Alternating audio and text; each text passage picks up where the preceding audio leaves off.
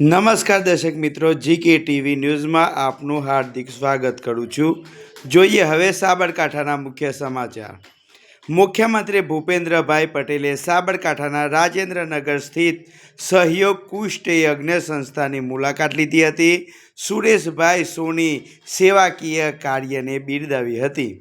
મુખ્યમંત્રી ભૂપેન્દ્રભાઈ પટેલે સાબરકાંઠા જિલ્લાના હિંમતનગર તાલુકાના રાજેન્દ્રનગર ખાતે કાર્યરત સેવાકીય સંસ્થા સહયોગ કુષ્ઠ યજ્ઞ સંસ્થાની આજે મુલાકાત લીધી હતી। આ મુલાકાત દરમિયાન તેમણે સંસ્થાના સંસ્થાપક અને જાણીતા સમાજ સેવક સુરેશભાઈ સોનીની માનવ સેવાની પ્રવૃત્તિઓનું નિરીક્ષણ કર્યું હતું અને સંસ્થાના સંચાલકો તેમજ લાભાર્થીઓ સાથે આત્મીય સંવાદ સાધ્યો હતો। મિત્ર, આવા જ સમાચાર જોવા માટે અમારી ચેનલને લાઈક, સબસ્ક્રાઈબ અને શેર કરવાનું ભૂલતા નહીં। પળે સમાચાર જોવા માટે અમારી ચેનલને લાઈક, સબસ્ક્રાઈબ અને શેર જરૂર કરજો।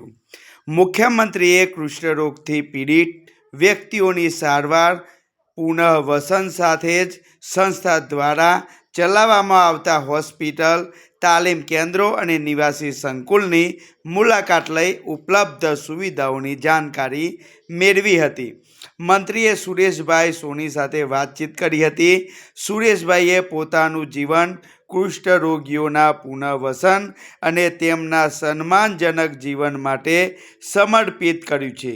તેમના આ નિસ્વાર્થ સેવાના પરિણામે જ આજે હજારો દર્દીઓ મુખ્ય ધારામાં જોડાઈ રહ્યા છે।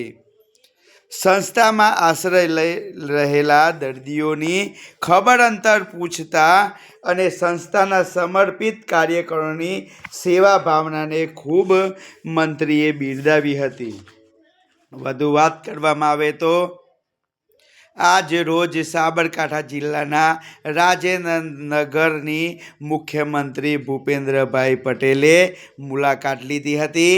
સાબરકાંઠાના રાજેન્દ્રનગર સ્થિત સહયોગ કુષ્ઠ યજ્ઞ સંસ્થાની મુલાકાત લીધી હતી। સુરેશભાઈ સોનીના સેવાકીય કાર્યને બિરદાવી હતી। મુખ્યમંત્રી ભૂપેન્દ્રભાઈ પટેલે સાબરકાંઠા જિલ્લાના હિંમતનગર તાલુકાના રાજેન્દ્રનગર ખાતે કાર્યરત સેવાકીય સંસ્થા સહયોગ કુષ્ઠ યજ્ઞ સંસ્થાની મુલાકાત લીધી હતી।